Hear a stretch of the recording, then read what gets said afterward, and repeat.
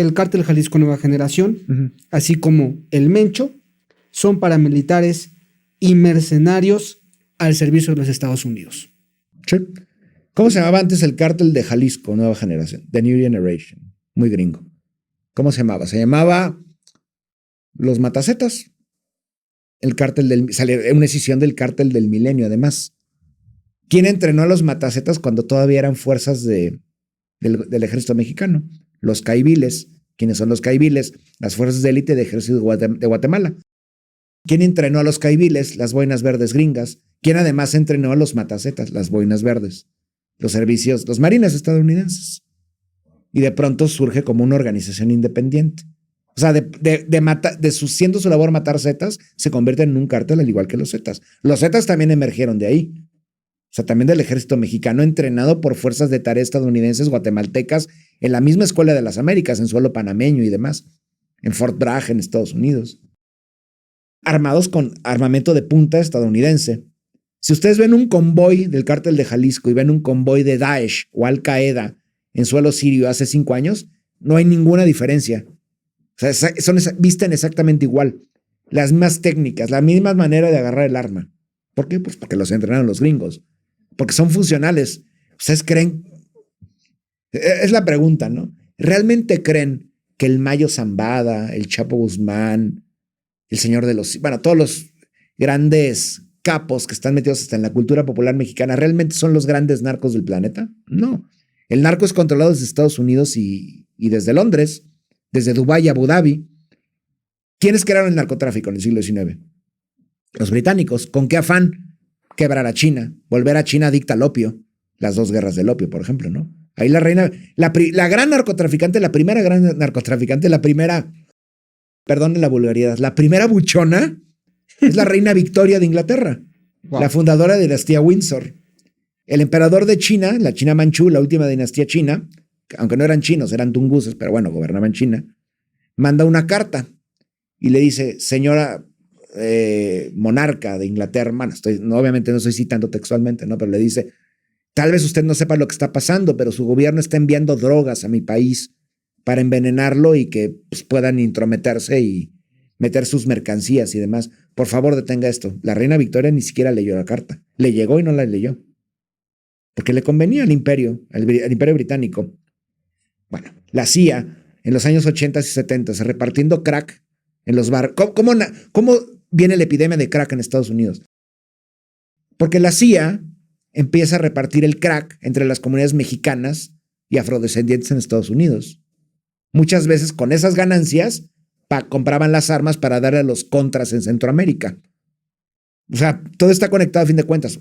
Air America, una aerolínea fachada inventada por la CIA para llevar desde Afganistán, desde el Triángulo del Opio, en Tailandia, por ejemplo, inundar con droga todo el sur de Vietnam para enfrentar con esa droga y con esas armas al comunismo en el norte de Vietnam. ¿Ustedes creen realmente que el Cártel de Jalisco Nueva Generación apareció espontáneamente así? Por supuesto que no. Tiene un claro motivo. Llevar la ingobernabilidad a México, que el tráfico de drogas, de estupefacientes, continúa hacia el norte y al mismo tiempo servir de excusa perfecta para la irrupción e injerencia por parte de Washington en suelo mexicano. Del mismo modo que el Cártel de Cali o el Cártel de Medellín en Colombia. Militarizar absolutamente todo el territorio colombiano, no para enfrentar a los cárteles funcionales al imperio y colaboradores del imperio, sino para enfrentar los grupos de emancipación en Colombia, a las FARC, por ejemplo, ¿no? ¿Han visto la foto de Pablo Escobar afuera de la Casa Blanca? ¿Ustedes sabían que creen que no estaba los Estados Unidos enterados de que tenían a Pablo Escobar sacándose una foto enfrente de la Casa Blanca? Por supuesto que lo sabían. ¿Quién entrenó al Cártel de Cali y al Cártel de Medellín? Nuevamente, los servicios de inteligencia estadounidenses. El Mossad armó al Cártel de Cali. Eso es una irrupción, eso es una injerencia suave, una injerencia paramilitar. Lo mismo que han hecho con Daesh o con Al Qaeda en el oeste de Asia o con Boko Haram en el oeste de África o con el Ejército de Liberación del Señor Cristiano Supremacista en el oriente africano, centro oriente. Lo mismo son los cárteles. Son quintas columnas del imperio, funcionales al imperio. Y la operación del otro día se le adelantó, de hecho, el gobierno mexicano al imperio. Por eso estaban furiosos los estadounidenses, ¿no? Que le salió bastante bien a México, afortunadamente, ¿no? Entonces, eso es. ¿Y de qué le sirve un cártel al imperio? Pues fraccionas un territorio sin ningún problema. Controlas el tráfico, además, para ciertas élites nacionales o internacionales, no nada más la droga, también el oro verde. Me refiero al aguacate en el contexto mexicano, ¿no? Michoacán, Sinaloa. ¿Quién instó al gobierno mexicano? ¿Quién fue con Ruiz?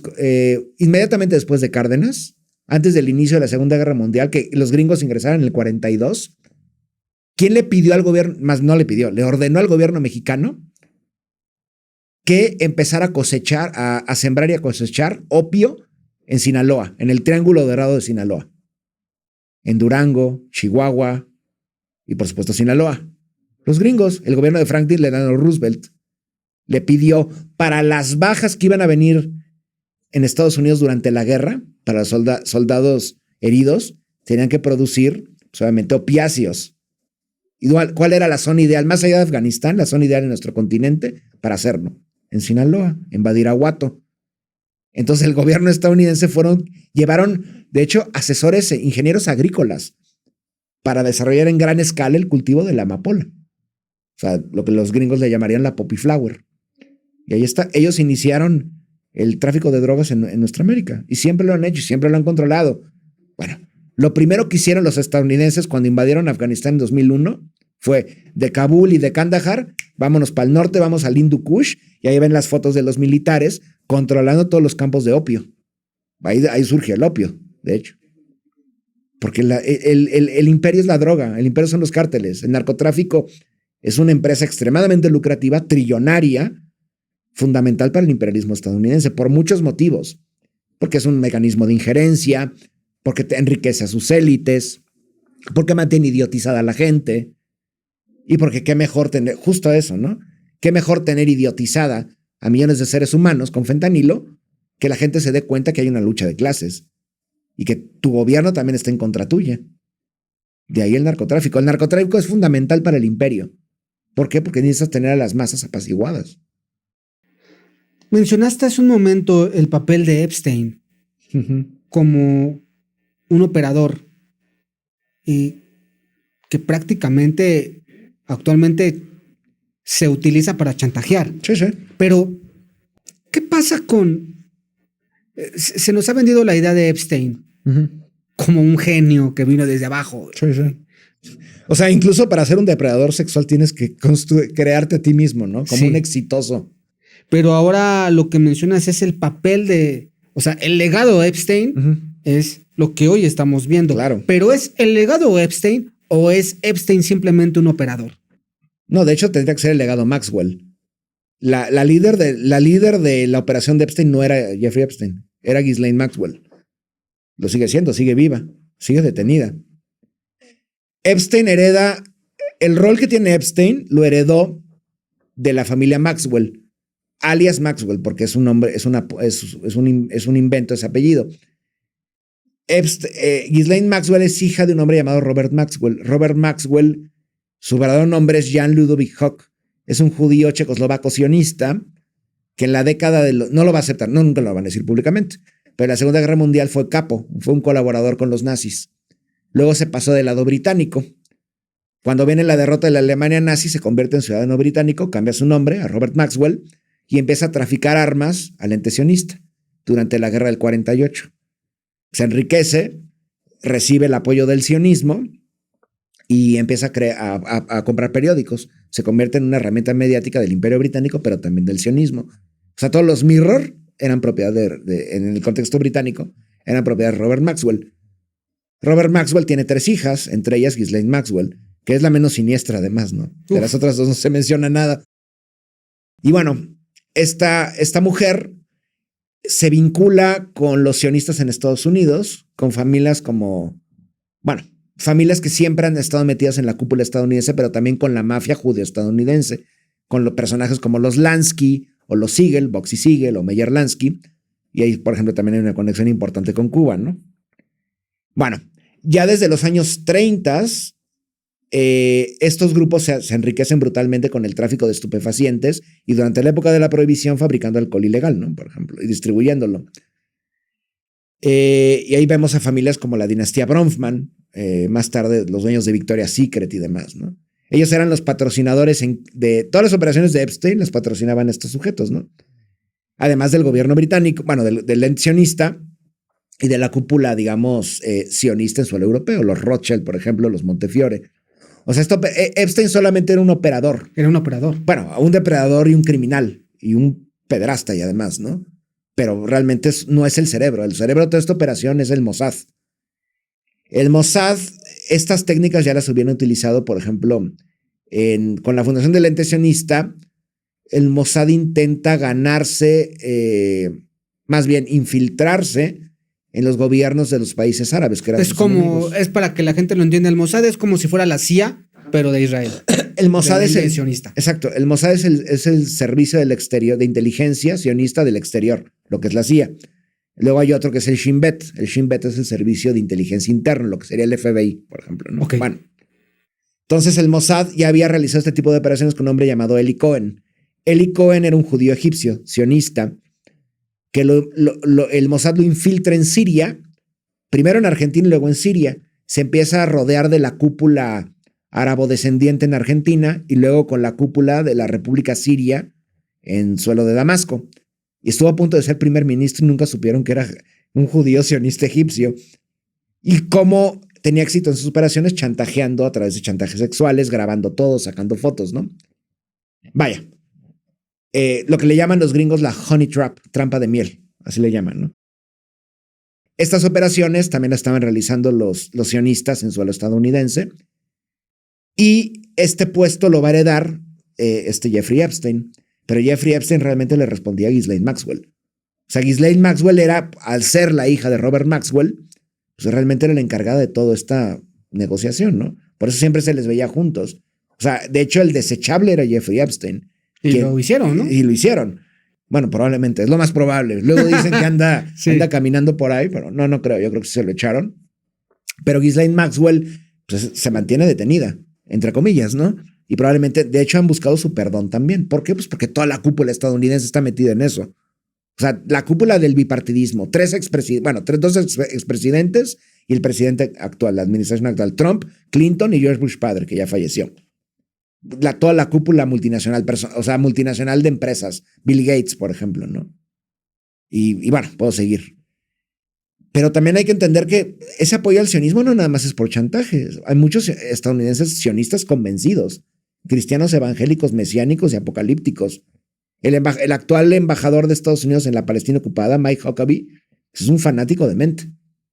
Y él apoya abiertamente esto, ¿no? Hace poquito acaba de salir un video, ¿no? Están orando ahí en la Casa Blanca. Sí, agarrados de la mano. Agarrados de la mano y están orando, ¿no? Claro, sí. Esos son los rituales del cristianismo fundamentalista evangélico. De hecho, antes de que se fundara Estados Unidos en el siglo XVII, cuando llegan los puritanos, que bueno, institucionalizaron esta idea del Día de Acción de Gracias y bueno, lo que hacían generalmente se ponían a orar y luego terminaba la comida, se armaban con sus escopetas y mosquetes. Bueno, mosquetes no había escopeta todavía. Se ponían su pequeña armadura y se iban a matar paganos, se iban a matar pueblos originarios algonquinos en la costa este de Estados Unidos. O sea, lo mismo que hacen ahora. Ahora matan iraníes, ahora matan cubanos, matan mexicanos. Pero antes eran los pueblos originarios. Y antes oraban. O sea, ese es el peligro, que estos sujetos, ya sea los sionistas, ellos creen que una divinidad les ha conferido este poder. O sea, piensan que están realizando la labor protegidos por una deidad. Son el pueblo elegido. Y los gringos son el segundo pueblo elegido. La Nueva Jerusalén, la divina providencia, el imperio de la democracia. En la los primeros textos de Estados Unidos independiente, con presidentes como, como Washington, que Washington además era un psicópata, un carnicero y un esclavista, ellos se declaran somos el imperio de la libertad, que es una contradicción en sí, ¿no? Sí. Y este imperio tiene la misión civilizatoria de conquistar a todos los pueblos del mundo, comenzando con las 500 naciones y luego los salvajes católicos que viven al sur. O sea, los mexicanos, centroamericanos y demás, ¿no? Entonces, ¿por qué es así el sionismo? Pues porque sus mecenas, británicos, franceses y hoy gringos, son exactamente iguales. Pues a eso nos enfrentamos. O sea, y es interesante porque seguramente, personajes como Milei, como Noboa y demás, o Cast, el chileno, seguramente están convencidos de que ellos van a recibir los favores y las dádivas por parte del imperio, sin duda alguna. Sí, claro. Claro que lo van a hacer. No, ese nivel de arrodillamiento no es normal. Pero para los pueblos de Argentina, de Ecuador, de Paraguay, de Bolivia, de Chile, de Salvador, de Honduras, va a venir lo mismo que vienen para los mexicanos. Simplemente en México no se han postrado ante el imperio. Allá hacia el sur los gobiernos ya lo hicieron. Ya lo hicieron. Pero de la misma manera que el gringo no reconoce entre un mexicano, un salvadoreño o un ecuatoriano. Tal vez con un argentino sí, ¿no? Pero con nosotros no. Para ellos somos iguales, inferiores, subhumanos. Y es lo que estamos viendo, ¿no? Como afortunadamente a nivel global hay subhumanos que resisten al imperio. Así están los iraníes, los norcoreanos, los rusos, los chinos. Hay pueblos que no se dejan intimidar por el imperio, ¿no? Ojalá ocurra algún día por acá. ¿Israel está gobernando Estados Unidos? Sí, claro, totalmente. Desde mediados de los años 60. O sea, hace unas horas, de hecho, Donald Trump dijo una declaración dijo que, así públicamente lo dijo, es que antes el lobby judío sionista tenía mucho poder aquí y ya no lo tiene. ¿Qué ha pasado? Y luego empieza a soltar una historia de Brooklyn, una estupidez, ¿no? Pero así lo dijo públicamente. Claro. O sea, el lobby, bueno, no es el único lobby, hay muchos otros lobbies. Sí. El lobby catarí, el lobby saudí, el lobby farmacéutico, el lobby alimenticio, el lobby agroindustrial, armamentista, etcétera, ¿no? Pero el lobby sionista, sin duda alguna, ha sido históricamente el más poderoso. Claro que lo ha sido. Pero ahora ha pasado de ser un lobby a ser un fenómeno de ocupación en Estados Unidos. Estados Unidos está ocupado por el sionismo. Y para bien o para mal, a algunos les gusta, de hecho. Porque hay que entender también como un pensamiento fundamentalista. Retornando a lo que mencionaste ahorita, ¿no? Cómo se pusieron, todos los pastores evangélicos fueron a orar con Trump. Ellos son sionistas y mesiánicos convencidos. Y van a apoyar el proyecto sionista porque, de acuerdo a esa lógica, va a acelerar el fin de los tiempos, el retorno del Mesías. Y la construcción del tercer templo, para toda la parafernalia y superchería religiosa, ¿no? Pero claro que el sionismo controla Estados Unidos. O sea, controla a Trump, lo tienen con la correa, pero así. Y bueno, el esposo de su hija, Jared Kushner, es un agente sionista. Es lo que le llaman en Estados Unidos el handler. O sea, es quien amaestró a Donald Trump. Lo jala de la correa. Y en el momento que se le ocurre decir algo a Trump, se sale del guión, llega el secretario de Comercio, que también es un sionista empedernido, Jared Kushner, y dice, ¿te me calmas? O mira, aquí tenemos todos los archivos. ¿No vieron recientemente, de hecho, la fotografía de Bill Clinton y Stephen Hawking, el científico tras vestidos? O sea no, sí, por supuesto, está la criminalidad del abuso sexual de mujeres y de niños, pero además está el mecanismo de chantaje con tal de favorecer la criminalidad sionista y el expansionismo sionista, ¿no? Es impresionante. Estados Unidos no es un país soberano, nunca lo ha sido, porque Estados Unidos nunca ha sido una democracia, es una plutocracia, donde las clases dominantes y el poder económico siempre han dominado. Tú no puedes acceder al poder en Estados Unidos si no tienes poder económico, obviamente, ¿no? Ahora ahora también es un gobierno, de hecho, Trump lo expresaba muy bien en su primer periodo. Es una potencia mercenaria. Tú me pagas bastante, ok, yo te ayudo a invadir un país, tal cual. Ok, metamos más dinero a la OTAN, Alemania mete más dinero y yo te ayudo. Es lo que buscan. Entonces, sí, ¿están ocupados por el sionismo? Claro que lo están. Algunos están fascinados con esa ocupación, porque son sionistas cristianos muy felices de serlo y porque también representan los mismos valores y la misma historia estadounidense. Como mexicanos, Cristian, tenemos que entender una cosa y te la pregunto. Cristian, ¿quién es el enemigo? Bueno, hay muchos enemigos, ¿no? Como mexicanos. Como mexicano, yo creo que, volviendo a la dialéctica y a la lógica materialista, pues el opresor. El enemigo es el opresor. Quien te humilla, quien te explota, quien te pisotea, quien te mata, quien te viola, quien te roba. Ese es el enemigo. O sea, puede ser cualquiera. Bueno, no cualquiera, pero hay enemigos concretos. ¿Hay un enemigo interno? Sí, por supuesto, la clase dominante. O sea, la clase dominante, el neoliberalismo, a pesar de lo que diga López Obrador y Claudio Sheinbaum, sigue impuesto aquí. Sí. Y lo mismo el capitalismo. Y hay una clase dominante que te detesta en México. Una clase, además, con un pensamiento racista, supremacista muy emblemático, la pigmentocracia, el whitezican, como le quieran llamar, ¿no? No nada más hay una lógica de clases, también hay una lógica de castas. Muchos dirán, pero ¿cómo puedes decir eso si tú eres blanco, notoriamente blanco? Sí, sin duda alguna. Pero también hay prejuicios de clase y también hay prejuicios, bueno, incluso en México hay, aunque no lo puedan creer, hay arabofobia. No todos los libaneses son multimillonarios, créanmelo, ¿no? Pero sí, por supuesto, lo que yo he sufrido no tiene nada que ver con lo que ha sufrido todo el grueso de la población mexicana, de ascendencia mestiza, indígena, afrodescendiente. ¿Quién los oprime? Pues la clase dominante que ha gobernado este país desde hace 500 años. Primero como criollos y peninsulares españoles y luego como eurodescendientes pues en el poder, a fin de cuentas, ¿no? El poder real, no el político. El poder real es el poder económico, que también es parte del poder político, obviamente, ¿no? Es el enemigo inmediato, el que o te oprime diariamente, ¿no? El que te humilla y te rebaja y que tiene este sistema de jerarquías que no te permite alcanzar, pues ya no voy a decir lo que añores, sino lo humanamente digno. O sea, lo techo, vestimenta, salud, empleo, alimento, o sea, lo que cualquier ser humano necesita para sobrevivir, ¿no? Y luego está el opresor, digamos, más lejano, cada vez más cercano además, ¿no? Que es el imperio. El imperio no nada más es el imperio, no nada más Estados Unidos. El imperio es todo este sistema de valores, ideas, cultura que se ha institucionalizado a nivel global. El imperio es esta idea de que por encima de ti hay seres humanos superiores, que por el simple hecho de ver un europeo o un estadounidense crees que es superior a ti. Ese es el imperio, también es el imperio de las ideas. Y el imperio, vaya, muy metido nuevamente en la guerra cognitiva. Un imperio que ni siquiera tiene que sacarte una pistola para que te doblegues, simplemente con hablar. ¿Con un tuit? Con un tuit, ya te subordinas a él. El imperio que cree que tiene la mejor civilización. Y bueno, ya está el imperio más material, más real, el imperialismo estadounidense o europeo. Ese imperio que, sí, lamentablemente, a pesar de que está en una fase terminal, sigue siendo la potencia dominante en el planeta.